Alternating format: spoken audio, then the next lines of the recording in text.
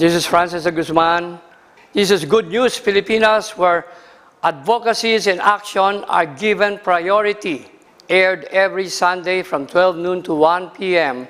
on Radio Bandido TV, simulcast on DZRJ 8:10 a.m. Here, this is where truth and health matters.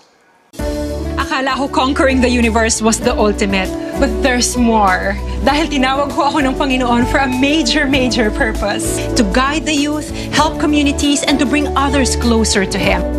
Kaya I take care of my health through proper diet, exercise, and 𝗚𝗚Cie capsule. I am ready to serve. Kasi para sa Panginoon, hindi lang ako fourth runner-up. First place ako sa puso niya. Mahalagang paalala, ang 𝗚𝗚Cie capsule ay hindi gamot at hindi dapat gamiting panggamot sa anumang uri ng sakit. Filipinos can now access the services of Mount Elizabeth Hospital, Singapore through the Patient Assistance Center. Visit our office at the ground floor of Marco Polo Hotel, 𝗚𝗚Cie Center, Pasig City, and book your stress-free medical journey with us.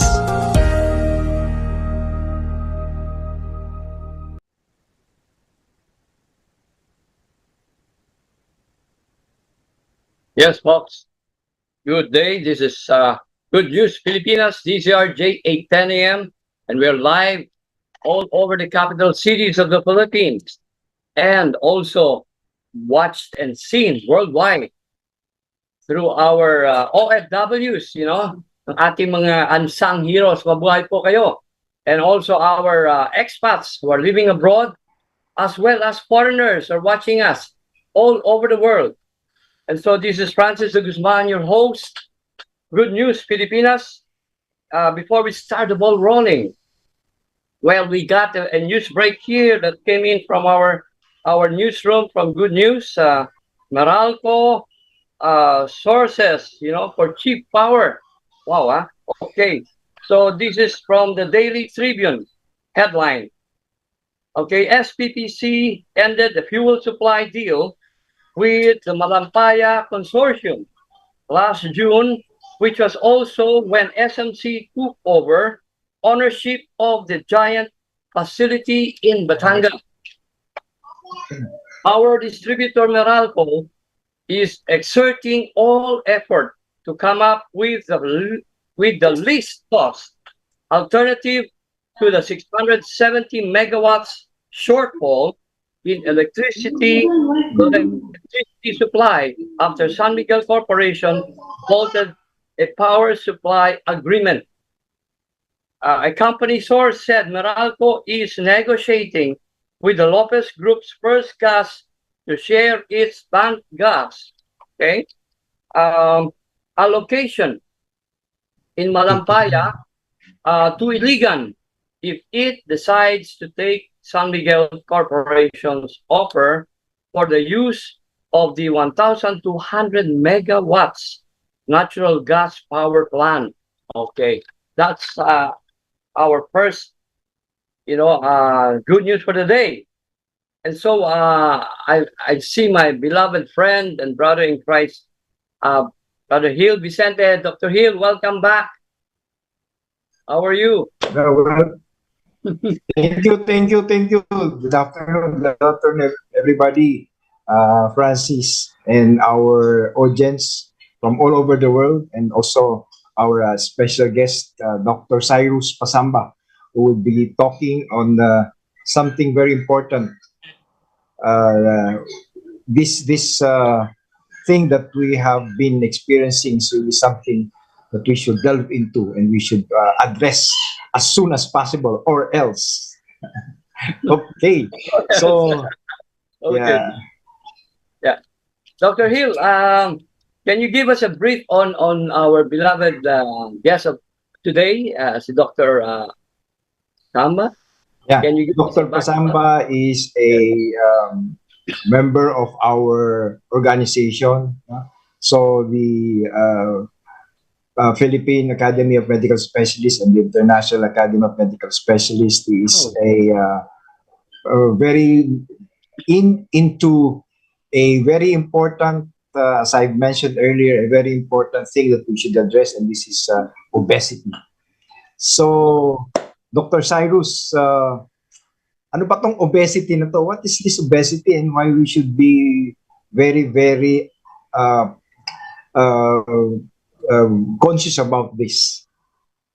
Yes, thank you, Dr. Hill, no, and Sir Francis. Thank you also for the opportunity to be here and join you and talk, no, to the listeners of your program with regards to very important, at least from our perspective, no, a very important disease. No? Obesity, as probably what most of us would have known before, a lot of them consider it as simply as a lifestyle disorder. So when it says it's a lifestyle disorder, ang isip ng karamihan, a lot of people will think it's just about two things. It's just about being lazy or being too, gluttonous. No? Either tamad ka or matakaw ka. But in reality, it's not. No. Over the past, let's say, 10 years, a lot of global societies have actually agreed that obesity is actually a chronic medical disease. Sakit po siya. No? It's a disease. Similar to hypertension, similar po to diabetes. It's a chronic non-communicable disease. And what's important to understand here, it's actually the root of a lot of diseases. It's a root of a lot of diseases, including cardiovascular disease, diabetes, hindi lang po yun. It also is the root of a lot of other metabolic conditions, such as fatty liver disease, gallbladder disease, infertility, mga hirap mag-anak, and even some cancers and malignancies. No? Yun po. So that's one of the reasons why we think it's important, no, to talk about obesity. If you look at the prevalence globally, around 800 million people are living worldwide, no, with obesity. And we think it's important to address it now. No? Yeah. Dr. Cyrus, how do we define obesity? Well, the basic definition of obesity. Actually, in simple terms, the definition of obesity is simple. No, it's basically the abnormal accumulation of fat that impairs health. No, but then there are reasons why it is considered a disease, despite the very simple definition. It's because there's evidence of an underlying abnormal pathology. So, ibig sabihin, may mali po inside the body, no, which is promoting the increased adiposity, which results in the associated signs and symptoms, which is the second criteria. So, in signs and symptoms not just includes the increase in fat, it also involves, let's say, the increase in impairment in mobility, quality of life, and then, of course, the third component is its ability to produce harm. So, pag sinabi produce harm, ito yung mga ibang sakit na bumubunga from obesity. So, dyan napapasok yung issue with diabetes, hypertension, cancer, stroke, and others. Yeah. Is there a certain kasi di ba we usually say that BMI of this is already obese. So, what's the latest regarding this? Is there an update of sometimes kasi hindi naman sa BMI din nagdi-depend tayo. Okay? Yes, Doc. Thank you very much. So, with regards to diagnosing obesity, supposedly the easiest tools to diagnose obesity are two things. So, use your BMI. So, basically, that's just a formula of your weight divided by height in meters squared. So, you usually get a range from around 18 and above. No?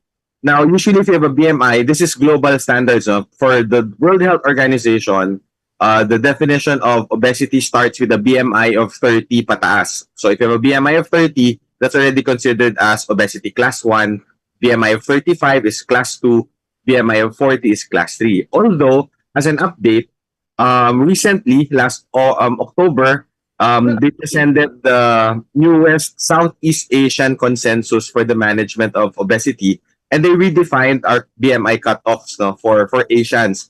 Ang rationality po nito is, for Asians po kasi, we are smaller,ly built as compared to our Western counterparts. Although what they've noticed is that for Asians, we also accumulate more fat internally or viscerally, no, nakatago yung taba bago lumalabas sa mga bilbil natin. So, decided that for Asians, the cutoff actually is much lower. So ngayon, pag ang BMI mo is 25 and up, that's already obesity class 1. Pag 30, yun ang class 2. Pag 35, yun ang class 3. So, mas mababa po actually ang definitions for obesity among Asians, no? However, Doc, just to add, no, hindi lang po BMI ang nire-recommend, no, to diagnose obesity. We also include yung waist circumference and waist to hip ratio. So for waist circumference, ang cut-off for females is 80 centimeters. For males naman po is 90 centimeters for Asians. Dr. Hill? So, yeah, thank you very much. Yep, Thank you very much, Francis. Yeah. Dr. Hill Francis. and Dr. Cyrus. Meron mo pumasok na question dito sa amin, no? Sabi dito, when is obesity considered in childhood? May childhood obesity ho ba? Yes po, Sir Francis. Tama po yan. Childhood obesity is actually being considered right now as a growing pandemic as well. May cut-offs po yan. Ang sinasabi po nila, if the child less than 18 years old has a weight of around 60 kilograms or higher, that's already considered as obesity. Now, usually, we also compute for the BMI for children with the same formula. However, may ano yun para may equivalence. So usually, if the BMI of the child is already equivalent to a BMI of 30 for adults, so may table po yun na kino-compare. So if the BMI ng child, let's say ang BMI niya is at 7 years old, is already around at 22, kunyari ang BMI niya. So if you compare it, it's already equivalent to a BMI 30 in adults. That's also already considered as obesity na rin po in children. And actually, mas important i-address po, no, Sir Francis, ang obesity in children. Ang problema lang with Filipinos, ang tingin natin, pag mga bata, mataba, cute. However, more than 50% po, no, more than 50% of children with obesity will carry on this obesity into adulthood. So mas maaga din rin po sila nagkakaroon ng mga complications of obesity. Yeah. Thank you. Dr. Hill. Cyrus. So, question. Yes, Doc. Pumunta ka sa France, ang papayat ng mga tao dun eh. So, have they also followed suit with regards to redefining obesity? Oh, yes, actually, Doc, globally, no, it has been a movement wherein we have been trying and advocating to change the definition of obesity, no. Even actually nitong pandemic, Doc, if you notice, no, actually, ito was a pleasant surprise for us. So, no, COVID-19 pandemic, where obesity has been recognized as a risk factor, no, for COVID-19.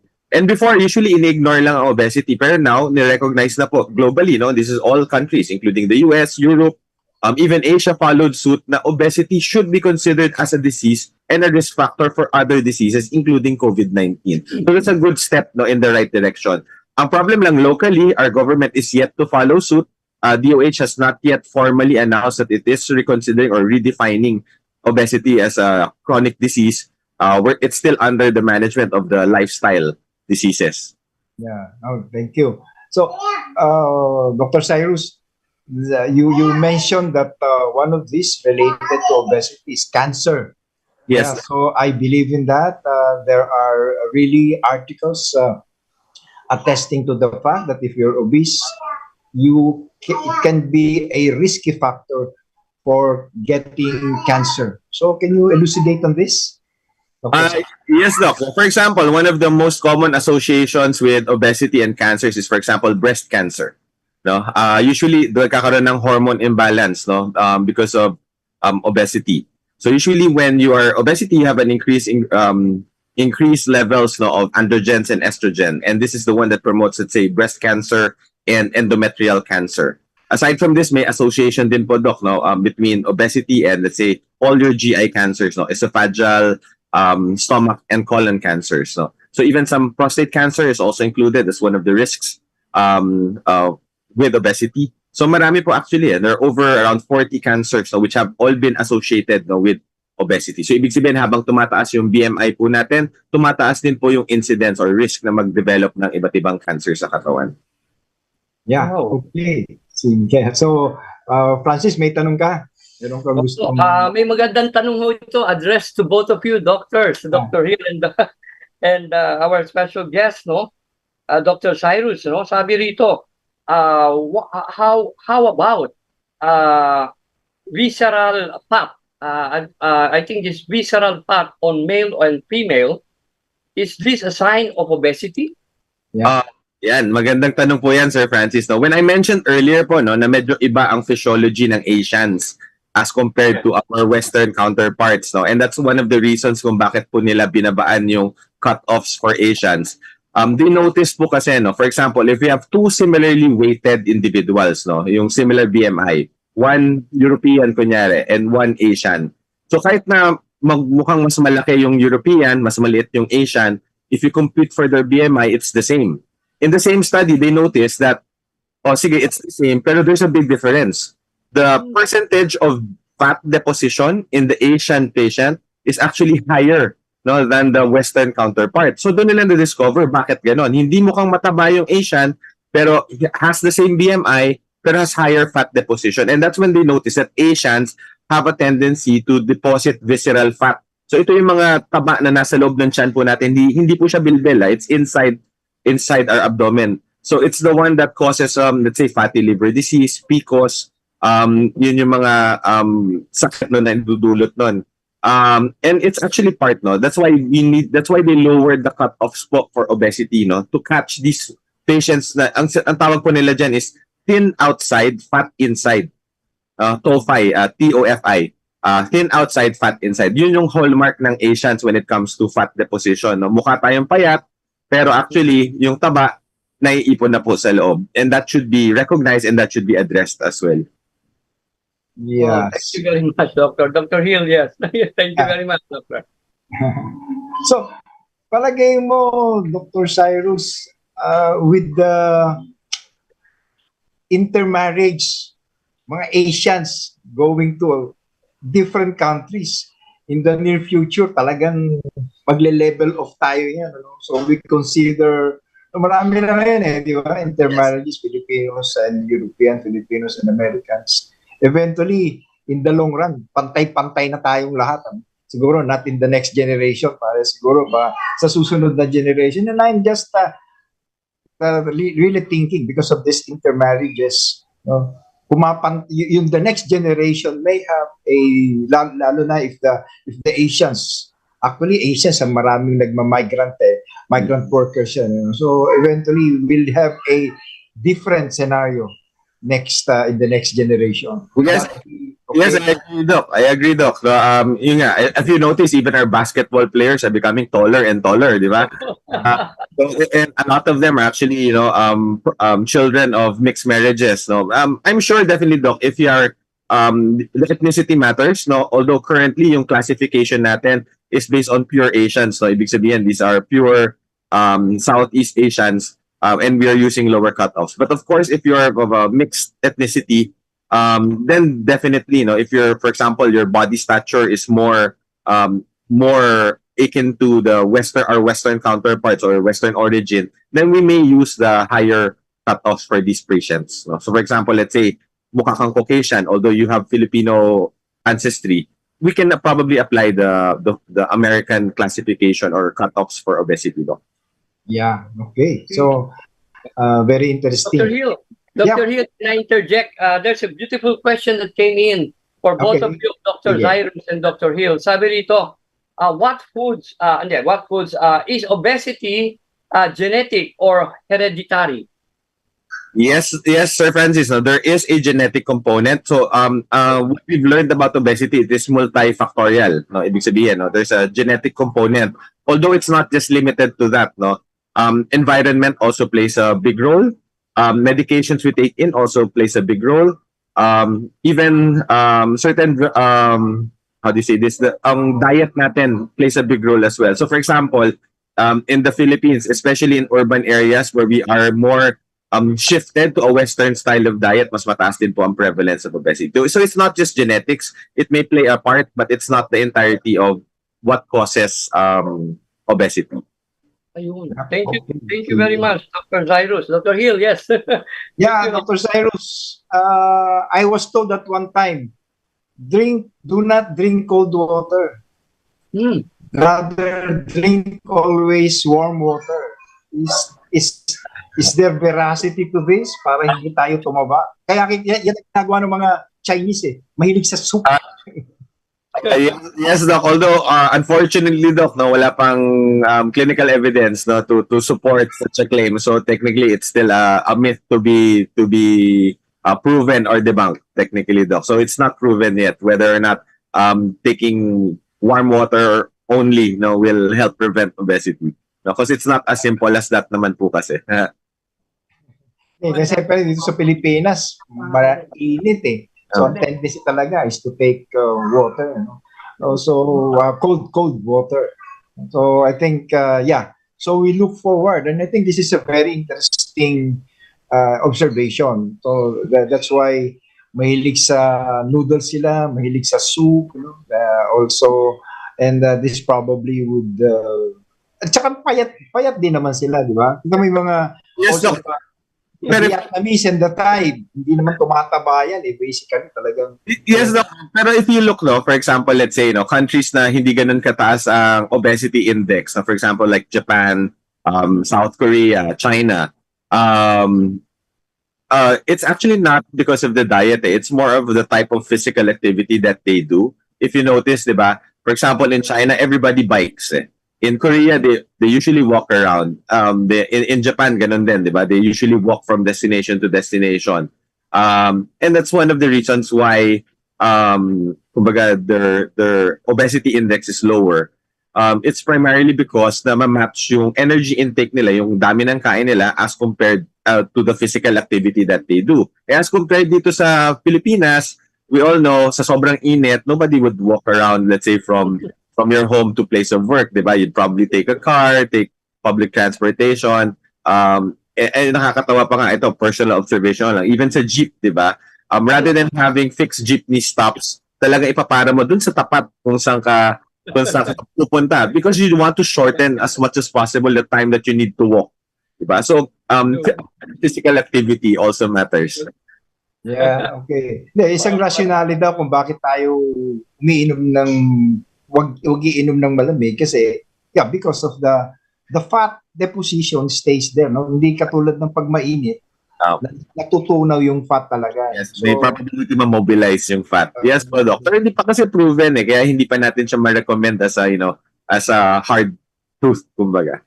Pero matagal na to What do you think is should the researchers in order to come up with this conclusion? No, I think what we do require is a more structured study, delving on it. Kasi nga ang problem natin is the paucity of, let's say, evidence-based medicine, kumbaga, or yung let's say, kahit mga randomized trials, walang kasing available. Most of these are mostly anecdotal, parang observations lang from some doctors, some experts.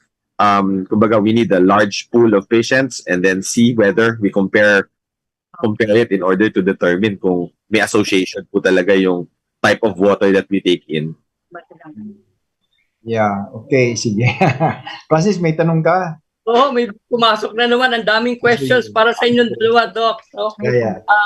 Sabi rito, follow-up question, what food or condiments should be avoided or minimized to prevent obesity? Okay. Well, what we know so far, with regards to food, yung Western style of diet that we have is actually high risk, kasi they're very calorie dense.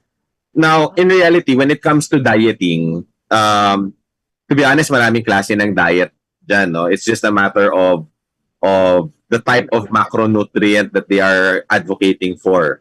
Although, ang napansin ko, with regards to the diets that we have, they have something in common, It's just a matter of reduction in calorie intake. So dapat mas maging mabusisi ang mga tao sa bilang ng calories na kinakain nila. Because all the diets, kahit yung mga nauso, yung mga once a day meal na diet, yung intermittent fasting, keto diet, it's just all basically a limitation in the amount of calories. Yun yung underlying tenet doon. So technically, babawasan mo dapat yung kain mo. It doesn't really matter kung ano yung type ng food na kinakain mo. So kung mas konti yung amount of calories, mas konti rin yung energy na kailangan expend ng katawan, then that if there's a lesser excess, then that can promote weight loss. So actually, pag ako tinatanong ako usually ng patients, Doc, ano po bang magandang diet? Ano po ba dapat yung magandang kainin? Ang sinasabi ko lang, it should be a diet that you can sustain for long term. Ang problema ho kasi kaya a lot of people are having problems controlling their weight is because nagtatry sila ng diet pero short term lang po kasi. Kunyari, pipigil sila kumain ng kanin or ng carbs, di ba? Pero gagawin lang po nila yan 1 week, 10 days, 1 month. Hindi ho sustainable yon. We have to understand obesity is a long-term disease. Para po siyang diabetes, para po siyang hypertension. If you start a diet, pangmatagalan din po dapat yan. So it should be something na kaya mong i-sustain ng pangmatagalan. So I don't think it's an issue of types of food. It's more of the amount of calories that you take in. Okay, thank you, no. Pero I read the book regarding the Mediterranean diet, no. So, what do you think of the Mediterranean diet? Basically, no, actually, maganda with Mediterranean diet. It's actually one of the most recommended diets, no, for people who want sustainable weight loss. One of the reasons is because high in fiber, ang Mediterranean diet. So that's actually good for digestion. So usually it's one of the more sustainable din na diets that are currently available so far, no. Maganda actually ang it's one of the most successful in terms of promoting long-term weight loss. Okay. So thank you. Also, yung minsan naging popular yung South Beach diet, di ba? Yes. Let's say, Doc, yung South Beach diet, yung meron pang Hamptons diet, even keto diet. Yung mga ganito, ideally, you need to talk with nutritionist before engaging. Kasi nga, ang problem dito, this causes mga imbalances in macronutrient intake. So for example, and it can cause problems, especially if you have comorbidities. So kunyari, you're hypertensive, let's say. Tapos ang napagtripan mong diet is keto diet, which is in high fat, high protein. So chances are, it might not help you. Baka magka-problema ka pa.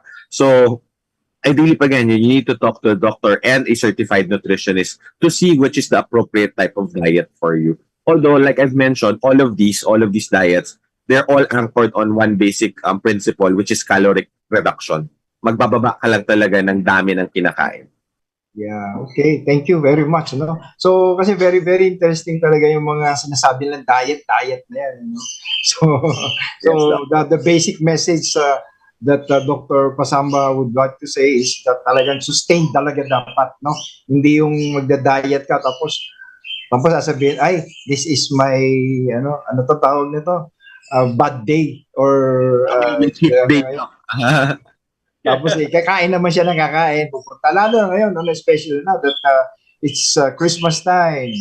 So, kain ng tayo ng kain. Wala nang ano muna. Tapos sasabihin mo, ay, wag muna ngayon. Sa susunod na ako magda-diet ulit. So, yun ang sinasabi ni Dr. Pasamba, no? Dapat sustainable talaga yung effort, sustainable, tuloy-tuloy talaga, and then you really go into this lifestyle, no? Kaya tama yung sinabi ni Dr. Pasamba, sometimes you need to have a professional advice, no? Lalo na sa doctors, no? And we've heard a lot of some stories na nagkakaroon talaga ng problem and even mortality, no? Pag nag-diet sila, tapos papayat, tapos ano na nangyari? Yung pala, wala na, no? Very deranged na yung kanilang situation to the point na humina na talaga siya. They probably lack a diet, some ingredient na dapat ini-inject sa kanilang diet dahil ayaw na nila ng ganyan. So, di ba totoo yun, ano? So, may mga histories tayo na contributing to it's a death. Sometimes, may namamatay na itong mga tao na nagda-diet sila tapos tuloy-tuloy and then to the point na, nawawala na. Tuloy-tuloy na rin yung kanilang pagkawala dito sa mundo. So, Doc Phil, I remember a very famous American singer who went into that kind of parang a crash diet, and it cost her life. Very famous American singer, a female. This was, I think she was a member of the Carpenter. Okay. Oo, tama. Ang ganda ng boses nun, pero na-shock kami nung nawala yung bigla. And people were saying that it was caused by that. Nakakamatay. Yep, okay. So, pero follow-up question dito. Yeah, sure. Yeah. Ang daming very excited to mga namin dito. meron ho ba daw what do you call this now? Cancer, tungkol sa cancer patients ho dito eh. Oh, may cancer, may obesity ba ang mga ibang cancer patients daw? Yeah.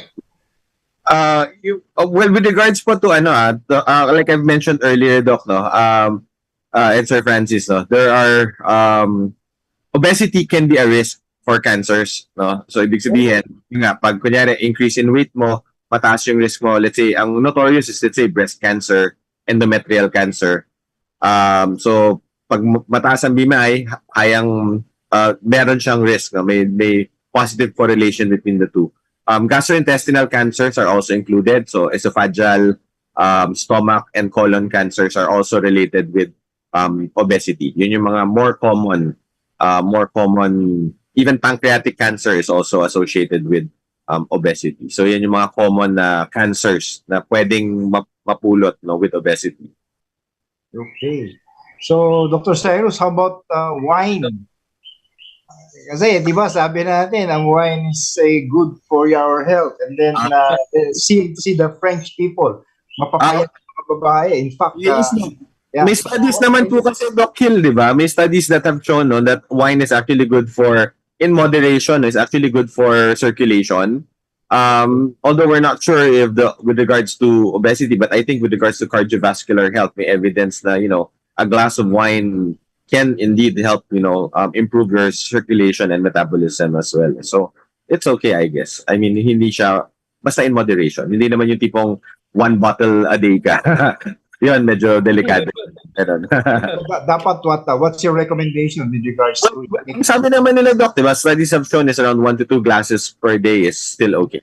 1 to 3 glasses of either of anything, of wine, of whiskey, beer, or whatever. Yes. Okay. Francis, ikaw ba umiinom? Thank you. Umiinom ka, Francis? I stopped, but I think I'm going back to moderate drinking itong Christmas time. Yun the reminder. Red wine is perfect. Doc, habang nagsasalita kayo, may pumasok ditong question. Sabi dito, are there studies or research on how many are obese in the Philippine population? Yes po. That's a very good question. There's actually statistics published now by our DOST FNRI. Our national prevalence actually is quite high. Baka magulat po tayo. It's already at 37.2%. So that's almost nearly 40%. That's roughly 1 out of every 3 Filipinos actually have overweight or obesity. Pero ang surprising dito is we actually use, because this is a global reporting to WHO, what's used here are the WHO cutoffs. So actually mas mataas yung cutoffs na ginamit. That's why our local experts have surmised that we actually used the Asia Pacific cutoffs. Our prevalence might actually be even closer to 50%. Kasi mataas ang cutoff 30 ang naging cutoff for obesity for the reporting. So it's already high at 37.2. What we know then, it's clustered in urban areas. Highest po ang National Capital Region at 39.9%, followed by Davao and Northern Mindanao at 33%, and then Cebu and Central Visayas at 30.1%. Okay. So nationwide problem po siya, hindi lang siya walang particular region na pinakamataba. NCR pinakamataas. NCR because of the westernization, because of the prevalence of this food chains, mga ganyan. Pero Davao kasunod, then Cebu ang number 3. Doc. Davao ang sunod? Number 2. Number 2, Davao, Cebu. Okay. Number 2, Cebu. Yes po. Okay, very interesting, So, I think we can move on to our next topic. Stay put ka lang dyan, Dr. Pasamba, kasi Dr. Eric was not able to come. Merong meeting kami important. Actually, kasama ako dun sa International College of Surgeons. So we'll just discuss, since you are part of our team also, of our organization, Academy Medical Specialists. So I'd like just to discuss things that transpired during our convention, our annual convention last week, no? So Dr. Pasamba was there and he was talking about obesity. And I think before moving to out of obesity, anything that you would like to say to us regarding updates on obesity and how to Final manage words, obesity doctor. right Yeah. now? Okay, yeah. Thank you very much, Doc Hill and Sir Francis. Now, so basically, on our point, no, we want to drive change in obesity. We have to understand that it is a disease. It is something that will also trigger more of our non-communicable diseases. So if you're talking about disease prevention, and I think that's the goal of every doctor, no, it's much better to prevent disease. If you actually start preventing obesity, you're actually helping prevent all the other metabolic conditions that can arise from obesity. No? So you're actually helping prevent diabetes. You're also helping prevent hypertension, strokes, and all the others. But the thing here is we also need to understand that obesity cannot be solved by oneself alone. More often than not, you will require professional help. And that's why there are doctors. No, you just have to seek for your friendly medical specialist in your neighborhood in order to ask for proper advice and guidance on how to manage obesity sustainably. Because that is the crucial factor that I think is always missing each and every time a patient with obesity tries to lose weight. What happens is they try it on their own. They will try a 3-month diet, tapos titigil, tataba ulit, then try it again, tigil. And it becomes a vicious cycle. And it's actually more harmful for them. Doon nagkakaroon ng complications. So that's why what we need is a solution that can be given as a long-term sustainable solution. And that's why you need to talk to your doctors about it. Yeah, Right. important message, Dr. Pasamba. No? So stay tuned. Very much.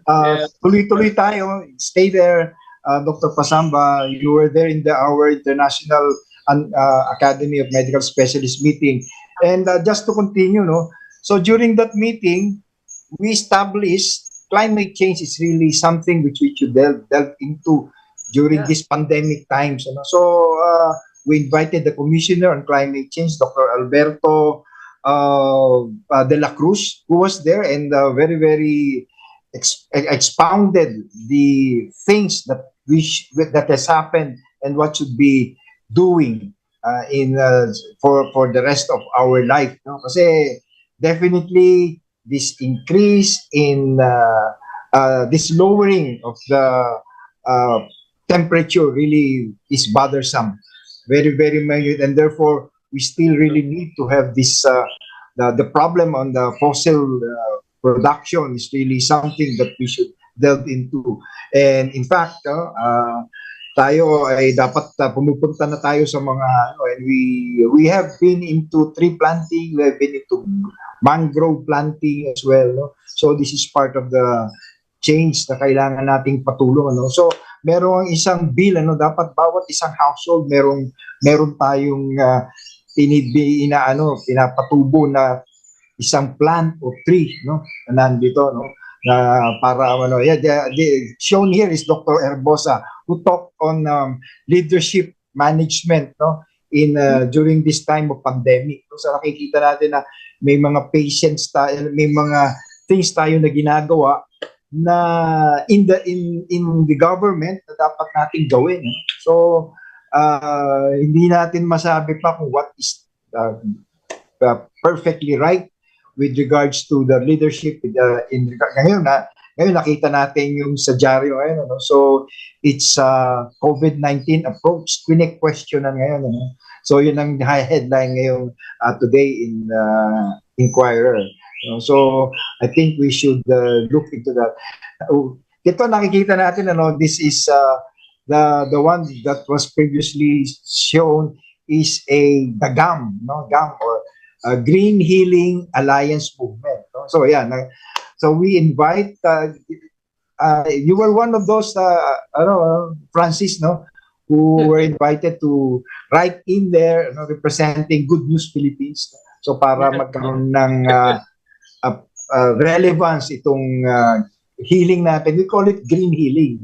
Green healing, and also because we will be more active with regards to all of these things na kailangan nating gawin in order to help Mother Earth survive and even improve some more. Okay, so Dr. Pasamba, what's your take with regards to this climate change na inaano natin? So, Yes, Doc.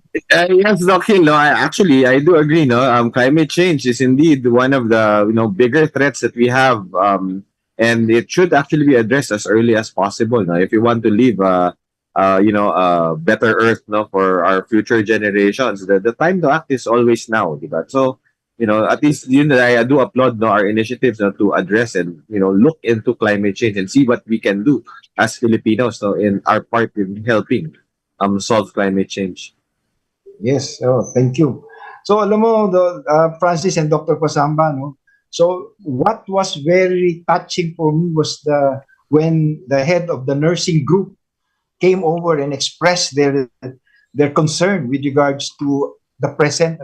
Kasi may nagtanong sa akin, may sinabi sa akin, advice sa akin, Hill, pag ikaw nag-iisip na gumawa ng hospital, wag mo nang gawin. Why? Because wala tayo ng mga nurses, umaalis tayong mga nurses natin. Kawawa yung mga hospital, no? So, that's the very, very important thing to remember. Bakit umaalis? Siyempre, for greener pastures. No? So, I think we should address this. No? Paano natin ma-address? Siyempre, taasan natin ang sweldo nila, pero paano natin tataasan kung siyempre, pag tumaas yung isang sector, tataas din yung isang sector. No? Bibingin na naman sila ng So, it's a vicious cycle. No? Pero something should be done. Good, marami pa tayong naiiwan ng mga nurses dito. No? So, I was really touched with the message given to us by the president of the Nursing Association. And definitely, medyo talaga we need to do something about this. And I think it's Mr. Melvin Miranda. So Melvin Miranda was there to tell us ano ba talaga ang role nitong nurses and what can be done by our government. No? So any input on that, Dr. Pasamba, ikaw siguro marami kang involved na hospital. So na-feel mo na ba tong need na to talaga? Well, yes, no. Yun yung problem with with our nursing sector, yung talent retention. No? We have a lot of talented nurses, but then they're all leaving, no? And I think that should be addressed. Tama po yung Doc Hill. Kailangan talaga we should find a way to retain all our local talent and help. Yes. I mean, we don't have sufficient numbers of nurses as of present, and nababawasan pa because they're all. Although, ang maganda din naman, Doc, they're all being lauded everywhere, no? During the pandemic, ang dami ko nakitang nurses na ina-awardan ng honors and certificates worldwide, di ba? For their services during the pandemic. Pero, di ba? Pero tayo... England, merong isang doon, merong isang nurse doon, no? Yes, Doc, nakita ko rin po yun. So, that nurses... Yes, the nurses are, our nurses are great, but then, of course, we also need to compensate them well. Pero ang question nga doon, Doc Hill, is how do we do that, di ba? Yun yung palaisipan dyan because, it's not that easy to do it as well. Yeah. So, lalo na nung pandemic, talagang no? Buti yung pandemic, pero exhausted sila during the pandemic time. Talagang, marami nagkakasakit. Kaya, maski na gusto nilang tumulong, maski gusto nilang mag-volunteer, maski gusto nilang pumasok, may sakit naman sila. Paano yun? Ano mangyayari? So, there's truly very devastating situation. Kaya masyado talaga tayong kalungkot na sitwasyon ng mga nurses talaga. Pero there are people whom I think should be commended, and the frontliners, the heroes, mga nurses talaga are the heroes, no? So during this time, kami mga doktor, siyempre nandun kami sa frontline, pero I think more credit should be given also to these nurses. So talagang so yeah, tama yung sinabi ni Dr. Cyrus. So meron tayo talaga. I've met a lot of international people working in big hospitals. Ano sinasabi nila? Oh, you're a Filipino. Oh, I have lots of Filipino nurses with me. They are very, very good. No? So unlike the other nationalities, talagang hindi talagang pag sinabing 5 o'clock na ang cut-off nila, 5 o'clock uwi na sila, tayo hindi daw.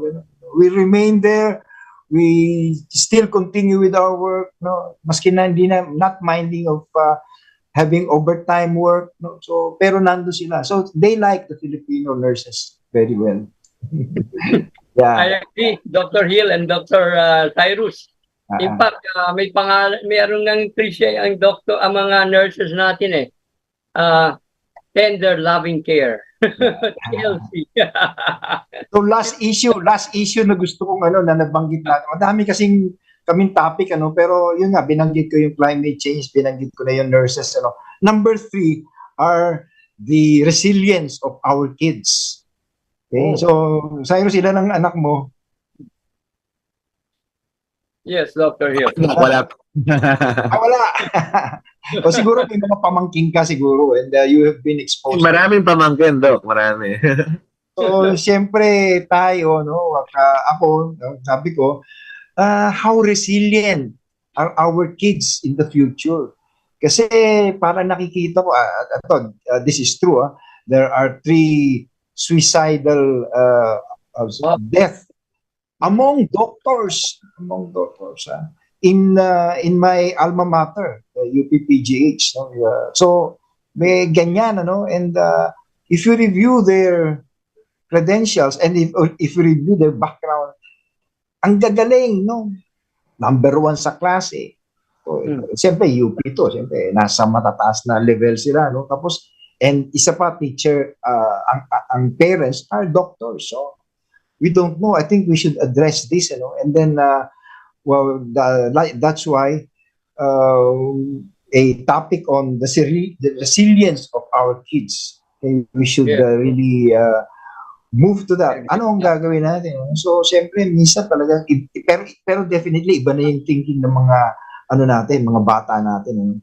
Siguro, ikaw, Dr. Pasamba, I don't know, matatanda na ata yung anak mo, Dr. Francis, So, wala ka ng problema, So, Doc, habang what we are speaking, Doc, I was reminded that indeed there are unreported,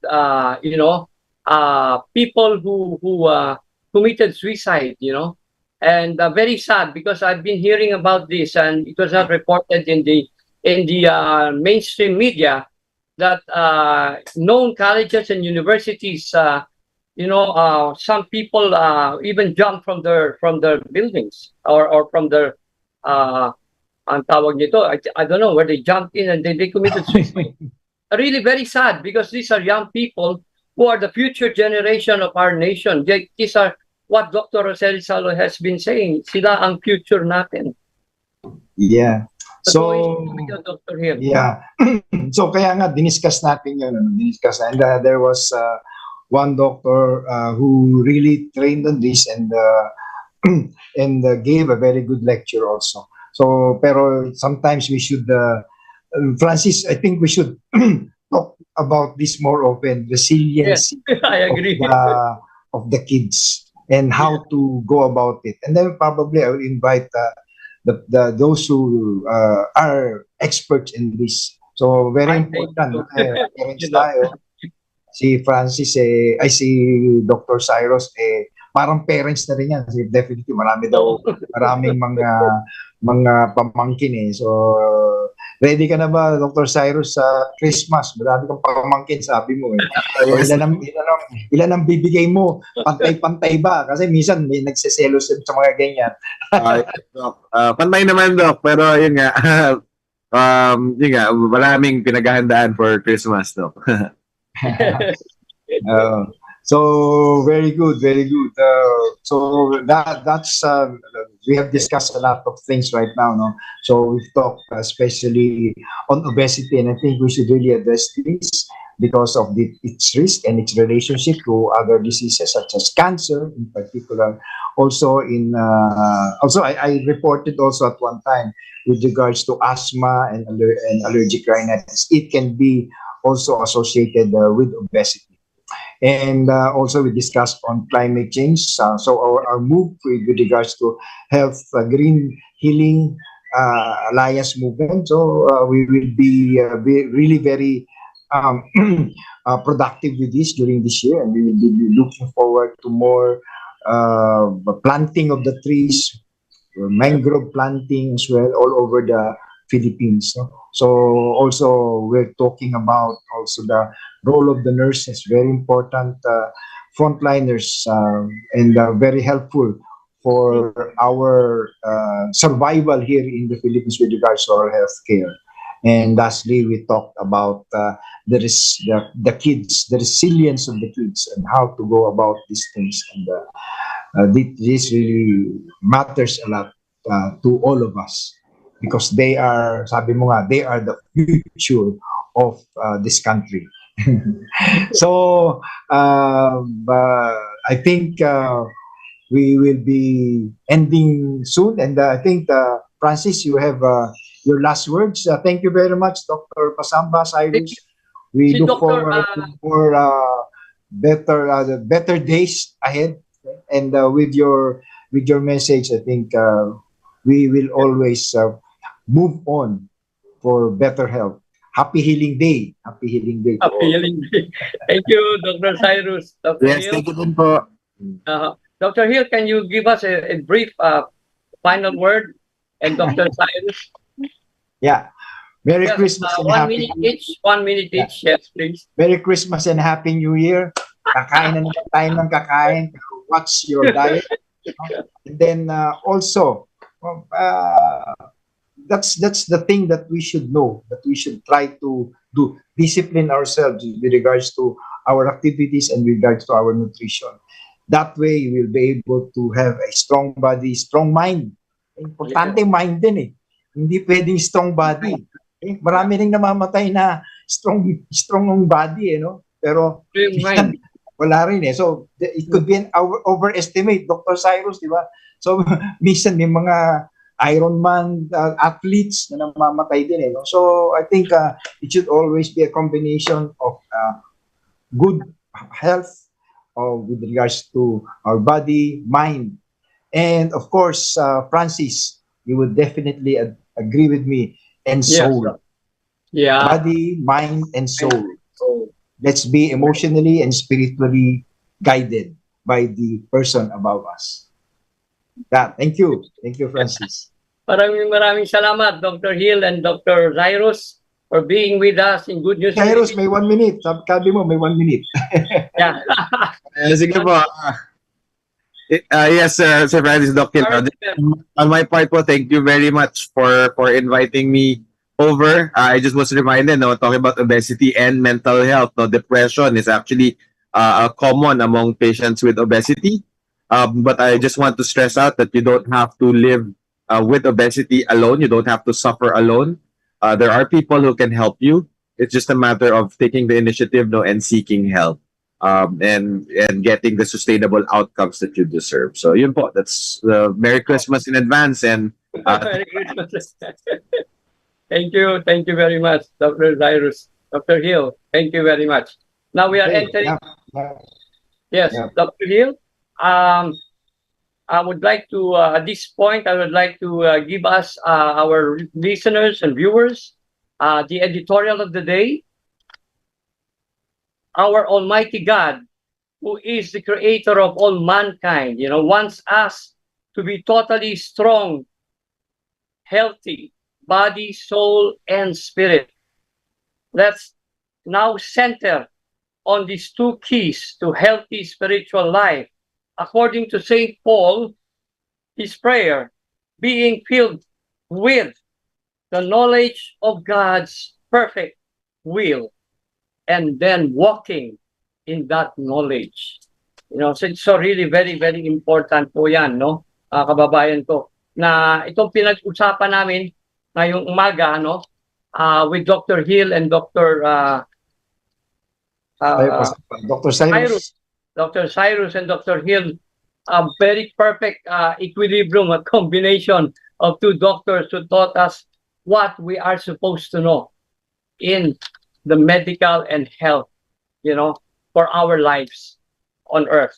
So let's remember the genuine prosperity, which is based on the Word of God, includes not only accumulation of wealth, but also good health and peace of mind, springing from the spiritual security that only comes from God, our Almighty Father in heaven.